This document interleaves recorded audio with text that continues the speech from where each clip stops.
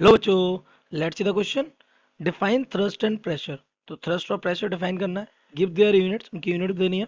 So that when a liquid is in equilibrium, forces acting on the liquid must act perpendicular to its surface. Let's see the key concept of this question.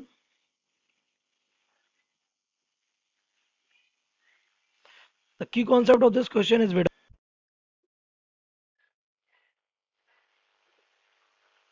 equilibrium. What is equilibrium? When the net force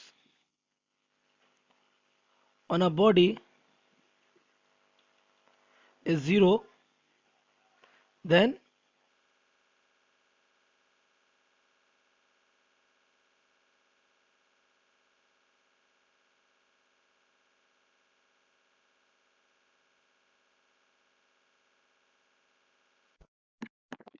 same is बेटा किसमें, for in the case of the liquids. तो liquid पे भी अगर net force कितना हो जाएगा, zero, तो वो इक्विलिब्रियम में आ जाएगा। तो एक एक करके देख लेते हैं अपने क्वेश्चन को। सबसे पहले वो बोल रहे हैं क्या, thrust.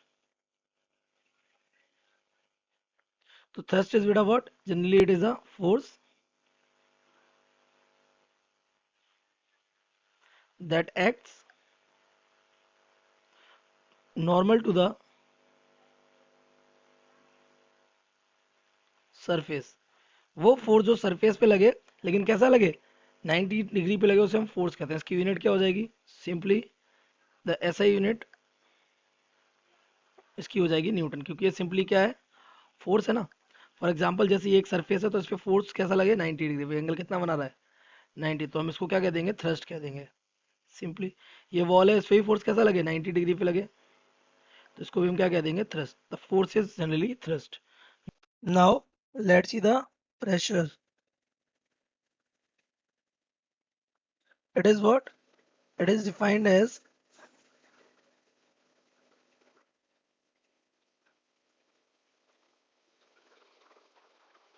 thrust per unit area. That means अगर किसी पर्टिकुलर एरिया पर कोई फोर्स लग रहा है ना, वो भी कैसा, नॉर्मल टू द सरफेस, तो उस फोर्स, उस एरिया का जो डिवाइड होता है, that is given by force upon area. This is what, pressure. इसकी एसआई यूनिट क्या हो जाती है, इसकी एसआई यूनिट होती है बेटा क्या, Pascal. Can write pressure is equals to force upon area. इसकी एसआई यूनिट क्या हो जाएगी,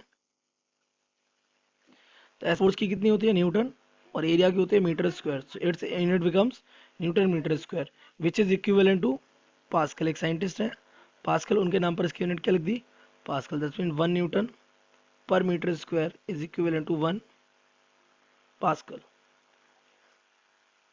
ना वो आपसे क्या कह रहा है कि जब एक लिक्विड इक्विलिब्रियम में होगा तो उस पर फोर्स कैसा लगना चाहिए, 90 डिग्री। तो इसके लिए हम एक मेथड अपनाते हैं। तो पहले सबसे पहले let the force is not acting perpendicular.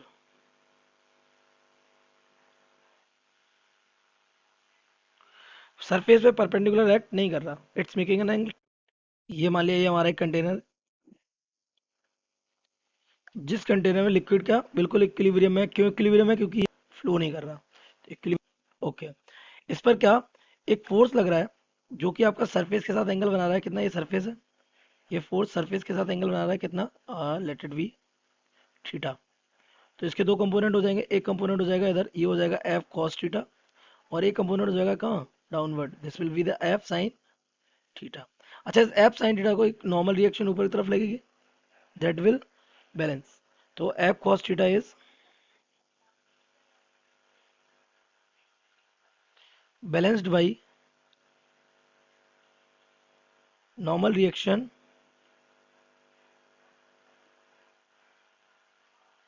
n, but due to equilibrium condition क्या है, equilibrium F cos theta should be zero. F cos, क्योंकि एफ कॉस थीटा के इधर कोई फोर्स नहीं है, और अगर कोई फोर्स नहीं है तो एफ कॉस थीटा खुद खुद ब खुद कितना होना चाहिए, शुड बी जीरो। ताकि क्योंकि ये लिक्विड इधर आगे जा ही नहीं सकता, तो एफ कॉस थीटा कितना होना चाहिए, जीरो होना चाहिए। तो कॉस थीटा शुड बी कितना, जीरो।